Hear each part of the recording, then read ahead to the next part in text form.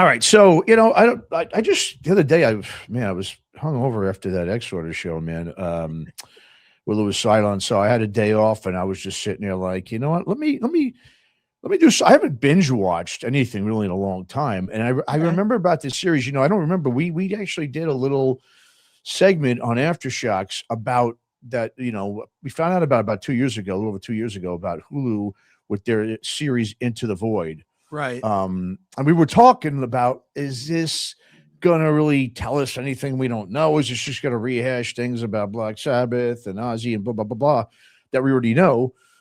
So I had to, I don't forget how I found out. Somebody was telling me about it. I said, "Oh yeah, that's right. I forgot about that thing being out." So I did. I did a binge watch. I watched the whole 8-part series a couple of days ago. And I got to say, surprisingly, it was better than I thought it was going to be. Sure. Obviously, they talk about some things we already know about, like obviously the Randy Rhodes, passing, the Judas Priest, subliminal message stuff back in 1990. Dimebag, obviously, the unfortunate him getting shot and so forth. So there Right. was things, of course, that we already know about. But I will say there was a couple of interesting episodes. One was about Wendy O. Williams. Like I was telling you before, we came on here. I knew who she was and everything, but I never did really a deep dive into what she was about. I thought that was a pretty cool show as well as the one with Anne Boleyn from Hellion. They did one on her. I was kind of shocked to see a classic, L.A. Surprised they even knew who she was. Exactly. That's what I'm saying. And that was, it's interesting. Well, that one was interesting. She actually, what's crazy about that one, I don't want to ruin it because I know, for people who haven't seen it yet, but she almost got abducted, dude, by Ted Bundy. It's crazy. Wow, I got to watch that one. Yeah. I'm, Yeah. I'm You gotta like watch that one. halfway through it. When you gave me the Yeah. topics yesterday, and I watched it till like 3 a.m. this morning, and I fell asleep. But yeah, I need to see that one. But there's a lot of good stuff in it. There's some stuff that I would question. Do you want to talk about individual episodes or not? Yeah, absolutely. All right. Question. Let's go. I'm going to go to the most obvious one because it has bothered me forever. And I think this documentary pointed something out that everybody is glossing over. I'm going to go to the Randy Rhodes one. Mm-hmm. I've always, and here comes your hate mail. I've always thought that Randy Rhodes was way overrated. I think he's a great guitar player. I'm not going to say that he's not, but in the scope, I don't think he was this amazing Superman guitarist. And I also don't think that he would have lasted any longer in Ozzy, which is why he is celebrated. If he doesn't die, he's Joe Holmes, or he's, one of those guys. He's Jakey Lee. I honestly Vito Bratta or something like Vito that. Maybe. Bratta, Tracy G. I mean, I honestly, because they even said it in the documentary that he had told Ozzy he wanted to quit and go to school. So if he wanted to, then do you really think he was going to stick around? No, it's funny you brought that because that was interesting too. I'm with you in the sense I used to think the same thing that, I mean, he's obviously a great guitarist. Yeah. But he didn't have a huge body of work.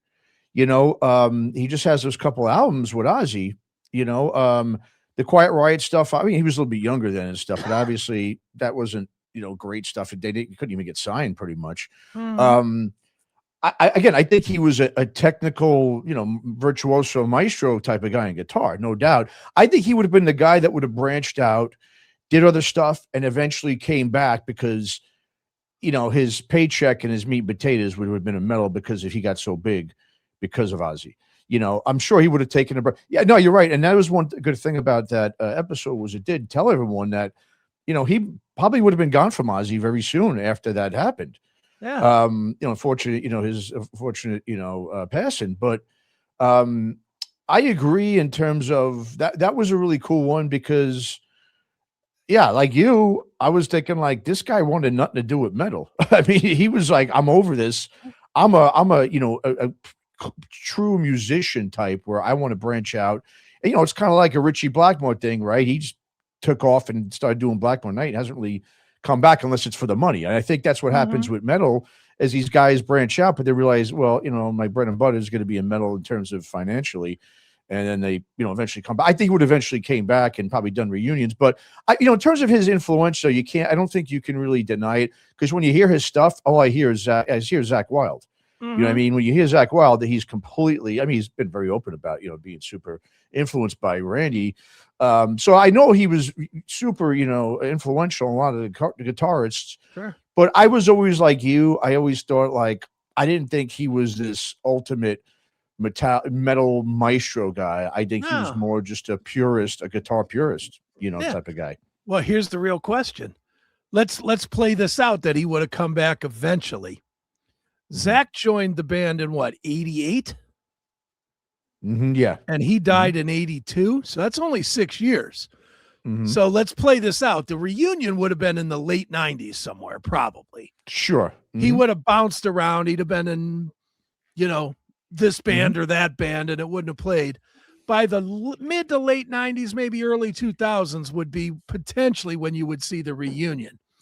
Do you really think that Ozzy would fire Zach at that point to bring back Randy, who abandoned him?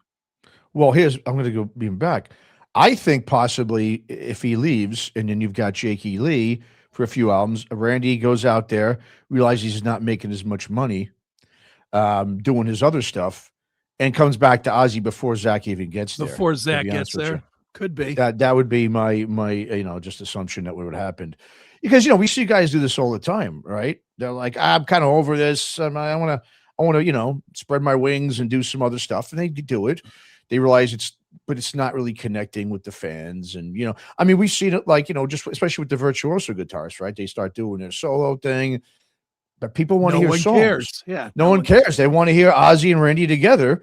And that's where they realize, all right, well, okay, I did my 5-6 year hiatus. I did a couple albums, some tours, and all right, now that I was able to spread it, maybe I will go back because I'm maybe missing it, and I can also get paid a lot more. And I could always then do that for a little bit and then do this on the side. We see guys do that all the time, right? Yeah. See, the only reason I don't think that would have been the case with Randy is because he didn't want to play any Sabbath. And they made it very clear in that documentary that he was widely opposed to playing Black Sabbath music. And by 1988, not half, but 4 or 5 songs in every Ozzy show were Black Sabbath. Do you think he would have come back to a less artistic thing? He seemed like a very artsy guy. He did. I think he would probably, make a deal like, okay, we'll play 3 songs or something, Yeah. I think they would have had enough of a catalog by then too, where it's like people maybe would have forgotten about the Sabbath thing. You know what I mean? I think just not forgotten, but probably wouldn't have got as, many, they probably wouldn't have done as many songs maybe. Or maybe, like you said, when you disappear for a while and you come back and like, well, but I need this paycheck. And it's not a big deal if I play 5 Sabbath songs. What's the big freaking deal? I mean, you want to give the fans what they want. It's for that, not so much for yourself. If you have that other outlet where you can do all that, I think you're more willing to come back and go, you know what, I could compromise here. Where before, if I didn't have that other outlet, then that's when he was putting up the wall. Like, I don't want to do these things. But you're right. In there, they do talk about he was vehemently opposed to playing, the Sabbath songs, speaking of devil stuff. So, it's interesting. And of course, like, some of the other, I think, episodes they had in that series, the Judas Priest one was obviously, it's interesting how that, we all kind of know about that, but it is kind of interesting if that would have gone the other way, what that could have done. I mean, that had less to do about music and metal than it had to do about, like you said, freedom of speech stuff, man, which is crazy. I wanted to punch that attorney right in his fucking face. That McKenna guy, whatever his name was, Mike McKenna. Smug guy. Yeah. What an asshole. Didn't care at all about the issue, just wanted to get himself famous. It was for that. Ass. Of course. Well, we're not, that's kind of, I wouldn't say it's par for the course with attorneys and lawyers, but that's very common right amongst them just to get their name out there. That was kind of ridiculous. But the one that we talked a little bit before coming on here, obviously, that brought up some definitely, some old feelings and so forth was the Dimebag one. which, I mean, even though we know about all that and we've seen all the VH1 stuff on it and everything from the past, seeing and seeing, Phil Anselmo and seeing Rita Haney, it's just still, obviously gutted by it. That is still, the most tragic thing I think of all time, obviously in metal. There's nothing that's more tragic than that. No, and there never will. There can't be. No. There, I mean, I don't. I mean, I remember. I remember where I was when I heard about it, the same as I remember where I was when 9/11 hit. And I'm not trying to say that Dimebag being killed is the same as 9/11. I know what you mean. Mm-hmm. But in my life as a metalhead, and I wasn't an all the time call friend of Dime, but I was a friend. Like when they came to Cleveland, he always knew my name. He always invited me to shit. Him and Phil. Philip is still, every time I see Phil now, he's like, "What's up, big brother?" I know that side of those guys, which made Dime's passing that much more just unbelievable to me. It made it unbelievable to me. I was supposed to be at the show, for God's sakes. It's right down the street in Columbus. The only reason I didn't go is because I was sick. It's the only reason I didn't go. I mean, I might have caught a bullet myself. And we don't know. Yeah. I mean, you don't know. I mean, it's so unbelievable. And I know we're rehashing a little bit, but of everybody that's ever been shot or shot at or whatever, that's the guy you just wouldn't, even in Pantera, he's the fourth guy that would get shot in Pantera. If any of us were pushed to who's getting shot in Pantera, it would be Phil, then Rex, then Vince, then Dime. Yeah. It would be in that order. And not that we want any of that. Don't put that. No, of course not. Yeah. It's not, I'm not trying to say that, but I know what you're saying. He was, and I knew the man a little, quite a bit, actually. I can tell you that for as much bullshit as we see on TV and whatever, they try to build up a character or whatever, and they build Dimebag up as this partying, fun, friendly to everybody guy. That truly was who he was. Sure. I mean, dude, he didn't owe me anything from any time ever. And every time I saw him, he was like, "Come on up here on the bus. You know the rules." He'd hand me 2 black tooth grid, 2. You're like, nice. "Let's go. You can't be on the bus unless you take a black tooth." And he'd hand me 2 of them. 2, boom. And both of us do them, throw the cups. And then, awesome. I mean, he really, really was that guy. And he was like a normal guy, a local guy, even though he wasn't local to me, you, anybody except those few in Dallas. Just man, tragic. It's super tragic. I mean, I obviously never knew him or met him, but I remember doing I remember when Damage Plan came out. I remember watching him and and Vinnie Paul on Headbangers Ball. They hosted it, one time. It was like, right before, like a couple months before that happened. And it was just watching it too. I'm like, just such a special person, man. I mean, you want to talk about just someone that, just makes you want to just get more into, what metal's all about and follow. I mean, again, he was just a special person. You hear stories all the time. I mean, you could just go out there and hear him talk. I remember a couple of years ago on Aftershocks doing an interview with the guys from Piss and Razors, that at El Paso there. And, we asked them, I did that one with Tom, and I remember Tom was asking him, "Hey, you got any Dimebag stories?" Because those guys obviously knew the guys pretty well in Pantera as well. And they told us a story about how, like they were at this party, partying one time at his place. They said there was this guy that was there, and he was just like a fan kind of guy or whatever. And everyone knew he was a little bit over the top sometimes, the guy, and he was super hammered, and he just wouldn't leave Dime alone, like just hassle him and stuff. So at one point, they're all hanging around and stuff, and Dime's, they're like, "Where did Dime go?" And he just kind of disappeared. And he said he was just walking into his house or something, going to take a piss, and all of a sudden he heard something out of this closet.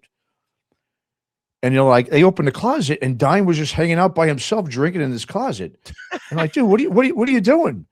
And he was just like, "Oh man, that guy, dude." So instead of like kicking this guy out of the house, like, "Get the hell out of here," because Yeah. he was so good to his fans. I mean, he Mhm. treated them like gold. He didn't want to like piss the guy for him. So instead of like being confrontational and like get the hell out of here, and because they were saying like, dude, we'll call the cops or whatever, we'll get this guy out of here. He didn't even want to do that to the guy. No. Instead, he decided, no, I'm just going to go hide in my own house and drink by myself in my closet. You know what I mean? Until the guy leaves. So I mean, it just shows you the character about the of the guy and dude. just what a special person he was. And I know just quickly I wanted to add, because you did a really cool. I remember I heard it about a year or so ago, man, when you reposted the I just interview you reposted did. it last week, actually. Oh, you did? All right, so everyone Yeah. should go check that out then on was it on the CMS?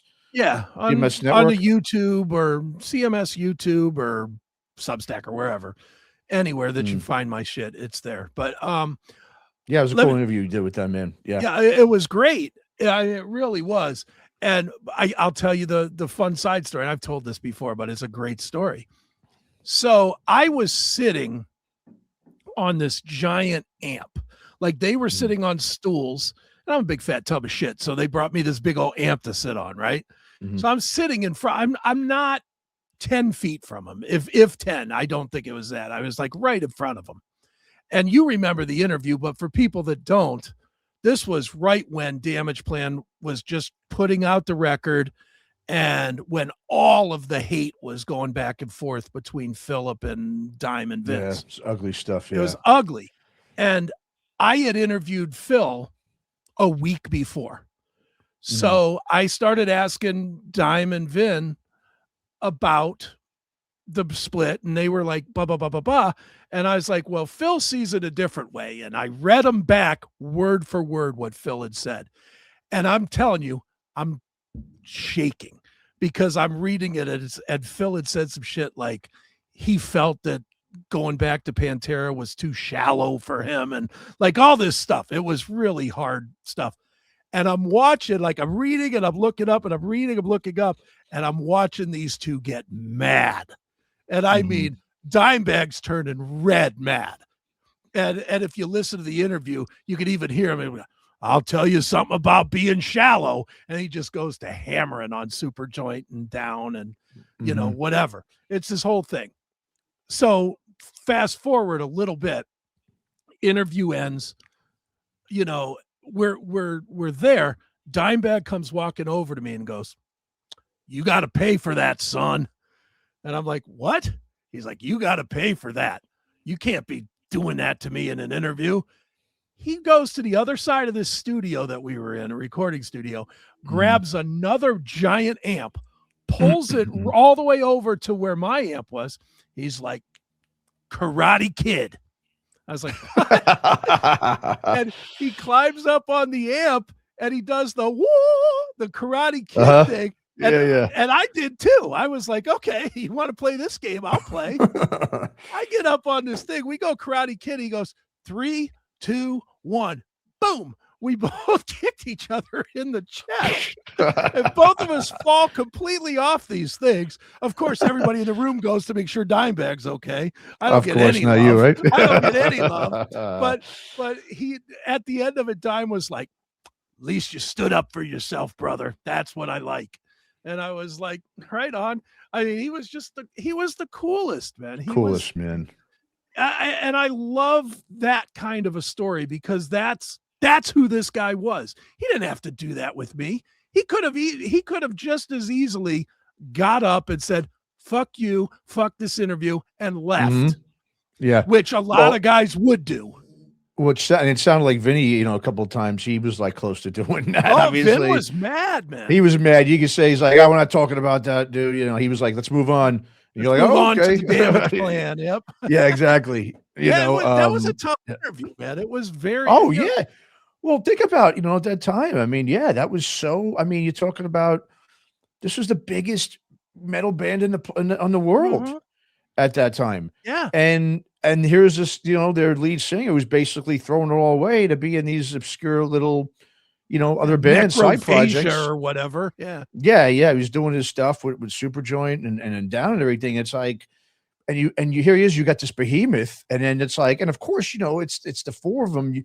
You take away Phil, you're taking away a huge component and part of the band. Obviously, you can't just easily replace that or anyone. I mean, maybe Rex, but even Rex, like I said, when you heard Damage Plan, you hear the difference and how important he was too with his Texas swing, type of, metallic bass. I think he's always been very underrated as a bassist, because Dime and Phil usually get all the, attention. But yeah, I mean, to lose that, it's like, why would you walk away from something? And obviously his, head wasn't right. But, the cool thing is, I remember that first, when it all happened and they had that whole behind the music thing at VH1, and it was real depressing because Phil was still kind of, not fully, I think, recovered, still on the junk, it seemed like in those interviews.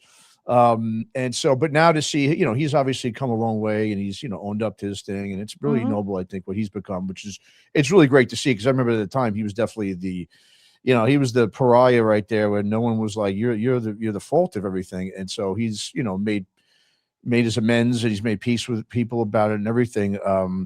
But to see him, he seemed even more choked up now than ever talking about that, because it's got to live with, being sort of, I would never say he was responsible. I mean, look, he might have said some things here and there, but it was never that bad. You know what I mean? So it's good to see that, that people have obviously moved on, forgiven him, and what, so forth. You can't hold him accountable for crazy. No. And come on. Look, Nathan Gale was a crazy piece of shit. Let's just call that what it was. He was crazy. He did something crazy. It's the worst day in metal history for a lot of us, but it wasn't Phil's doing. I think Phil is still choked up about it because now there's no way to fix it. There's no amends. He goes out there, and even doing the Pantera celebration, he goes out there, and every show he's like, Dime, Vince, whatever. And in his mind, he's like, I never made it right with this guy. I know. And I think it sucks that he was never able to make it right with Vince either. You know what I mean? It's sad because that could have happened. I mean, and everyone knows, like I said, it until you're in that position, it's hard to say what you should and shouldn't do. And it is sad. But I mean, like I said, but at the same time, I think after also seeing that, it made me, at first I was always on the fence of this Pantera thing. I wasn't against it at all. Don't get me wrong. Yeah. But it's just like, well, how long do you do it for and everything? I think it is good after seeing that, he's out there and they're keeping their music alive. And you couldn't have two better musicians, obviously, than Zach and Charlie Benante to fill in for those guys. And I agree. Like, not that I obviously just from watching, Dime and being really just, like I said, what a character and he's just obviously very electric and inspiring individual. And just to see, and I agree, he probably loves what they're doing, and with it. Dude, Vin, who knows, maybe not, but it's really about Dime because he's the one that got killed. You know what I mean? Can you imagine how great Dime would have been on social media? Oh, yeah. I mean, well, today's world. Well, and yeah, it would have been. Imagine him with the firecrackers just shooting people on. I know, on right? Twitter or whatever. He would have been insane. TikTok and stuff. You'd be the freaking biggest TikToker. Probably. He would have 100 million followers on TikTok. I know, man. Yeah, it would have been cool, and but just going back to the series. Yeah, it is a good series. I definitely suggest people check it out. The one thing, though, I will say. I thought about it afterwards as I'm watching all these. The thing is the one thing it focused on pretty much solely, though, was all about the tragedy of metal. Because now we're talking about, this is a little bit different, obviously, the Dime one, because it's more of a, just talking about, the celebrating how great the guy was and everything. But when I'm going through it, there's one on, obviously, I was, on, these guys from Iran, and everybody knows about if you're in a metal band or you're just trying to even play metal in your bedroom and places like that, where you don't have any freedom of speech and so forth. I mean, I don't want to give it away, but that one was interesting. We talked about the other one with this Enemy band, which is like a black metal band out of like Seattle. And there was this guy who, I guess I don't want to give it away for people. I want them to check it out, but it's been out 6 months. You could talk about it. True. All right. So the Enemy guy, I mean, that guy wound up killing his mother. But he gets let out of prison and they put the band back together and then he winds up killing himself. So it's like the one thing I took away from all of these, the Anne Boleyn one where, the misogynistic stuff in the, in the 80s in LA with all the hair metal stuff, you had Wendy O. Williams killing herself, after, being an advocate for a lot of, social justice stuff within the punk stuff in the 80s.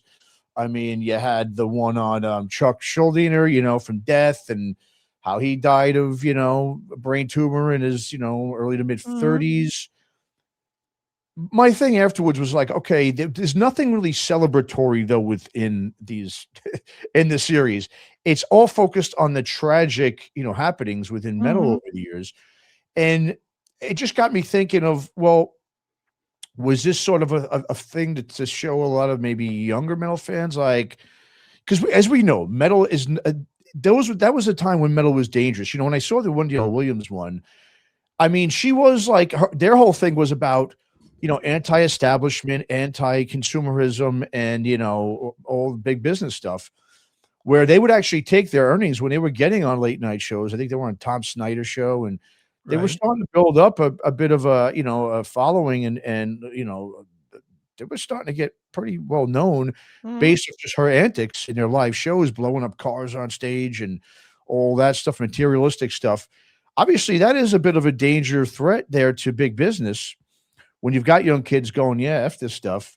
Where we said this is what they were challenging back then, and they were allowed to. And the establishment, we saw it with Dee Snider and all that stuff, they didn't like it. Right. And you look at it now, and the way we look at metal now, and everything's safe, everything's groupthink, everything's like, don't go there. Let's all be inclusive, and let's not, ruffle the feathers and disrupt the apple cart here. And you just realize, is this more telling kids like, hey, you should be careful what you do at metal, because if you go down these roads, this is what's going to happen. There's all this tragedy. I just feel like they took the, like I said, I did like it. I did. I thought it was better than I thought it was going to be, but it's also not bringing any celebratory, aspects to what metal was about, and how it did challenge these norms, and how it did, make people question things and everything. Now it's sort of like, see, don't question this stuff. Just sit in your little safe space with your friends and play your metal, but don't get too. It definitely wasn't saying you should be a metalhead. It definitely wasn't saying that. Right. But okay. Yeah. I will say this, and I'll defend it slightly. It was kind of what they were going for, was these are the tragedies that happened because of this dangerous music. That was the theme. And I personally am thankful, unless I haven't seen it yet, and if I am, just tell me I'm wrong, but did they focus at all on the Mayhem guys? No, that was not in there. Thankfully, because that makes metal look stupid. But that is a story that could have fit in this pretty easily. Maybe because of having, what was the film that came out, right? Yeah. Well, the Enemy had the black metal, aspect to it, right? But maybe it was with, what's his face? You remember what was the movie that came out, the black metal film that came out about all that stuff? I don't remember it off the top of my head. Let me look. I'll find it. With Jonas, whatever. So maybe because that's already been kind of done. I mean, that's been beaten to death. I mean, if I agree, if they would have brought that up, it's like, the Euronymous thing. I mean, that's been talked to, obviously with Mayhem. Lords of Chaos. Lords of Chaos. There it is. Yeah. So maybe because that's big, maybe, I mean, and supposedly they might, I think there's talk about doing another series, and that could be thrown in there. I think the Enemy one was different. It was cool. I mean, this was an obscure band, that I guess was getting a little bit of, attention. I never heard of them. I never heard of them. I went on Spotify, listened to music. They stink. They're not a good band. I mean, there's a reason we never heard of them. We never heard of them. Exactly. And not for nothing on that one, but you tell me. I thought there was a lot of storytelling going on in that one. I was fascinated by that, but at the same time, the girl saying, like, the wife all of a sudden never saw any issue, never nothing, never even raised his voice. And when he died, then I just went on a 10-year bender and abandoned our kid. Yeah, pretty much. Without saying it, that's exactly what she said. Without saying it. That said to me, there was a lot more going on that they were not telling us. Of And course. I mean, the one yeah, guy seemed like a weird stoner goof too. The one with the hat on. dreads. No, Oh, the one with the yeah. dreadlocks. The He seemed dreads. like Yeah, a yeah. goofball. He seems like he's still got probably some issue, substance issues. Yeah, I'm I was gonna not say. bagging on him, but I'm just saying, yeah. I agree, man. That was definitely, they're making it sound like this guy was rehabilitated, did his time, and it was just a one freak thing. He obviously was battling demons for his whole life. This Yeah. guy, Mhm. I mean, like a lot of people, he's adopted, probably an awkward kid. You're living in Seattle where there's no sun for 6 months of the year. Yeah, but we Yeah. all know about Seattle and happens mental health wise and substance abuse with a lot of people that live up there. It's kind of the capital of it. Yeah, to say that he was just this great dad. I mean, maybe he was. I'm not saying he wasn't. I mean, he seemed Yeah. like he looked. He was probably a pretty good family man. But then all of a sudden, that one day he just decided to drive his car off a cliff, off a freeway with or whatever. no warning or no nothing. Come on. Yeah, come on. I don't buy that either. That just kind of happened in a way. I think the wife was kind of definitely, exaggerating or not telling us the whole story about that. Yeah. But my thing was like that story and a story like the Iranian metal one, which is basically these two guys, living in Iran. They put together some music in their bedroom, put it online. And I think there was a radio guy, just an online radio guy that started pushing it for them. And they got some email, they got a little bit of attention and the government found out about it. And they basically arrested these guys. And then when they got let out for a short time before they were, I think, supposed to either get resentenced or something, they both escaped. And, obviously they moved to Norway or whatever. Right. And so they're still there, I guess. They have this band, they're called Confess. I never heard of them. And that sounded okay. Like a thrashy type of groove metal band. But we hear about those stories. We did an interview with the dude from Asadic. Remember the band Asadic, which is like a thrash, extreme metal band that's in LA now. And that guy went through the similar type of thing in Jordan, which I think Jordan's a little bit more Western friendly. They're not, I think, is not as strict as like the Iran, the Islamic Republic in Iran. But Sure. So I think we're all kind of aware too of that. Yeah, in those countries, you're not allowed to do that at all. Right. And it's an interesting story how these guys, I think that was interesting. It was definitely a cool story about, what happens when you push the envelope in countries like that, where you do things that you're not supposed to do. But again, it's also like, hey, kids in the Middle East, just make sure you don't get into metal because this is what's going to happen to you. So those were two stories that weren't really, with bands that got any traction. The Hellion one with Anne Boleyn, I thought that was a really cool one because that I know that kind of stuff was definitely factual. People need to watch. That was a crazy time in LA and everything. But like I said, it was. I got to say, they spread it out well, and I did enjoy it. I will say, I was very surprised. I thought it was just going to be rehashed stories of everything. That we already knew about from bands, but it was very interesting. I would definitely encourage people to check it out. I'm enjoying it. I'm going to watch the rest of it tonight. I only reason I didn't watch the whole thing is I literally fell asleep. I was watching till all hours of the night watching it. I just fell asleep, but yeah, it's good. It's surprisingly good for a corporate entity to get a little deeper than the standard fare that we always get, Yep. So I liked it. I did too. Absolutely.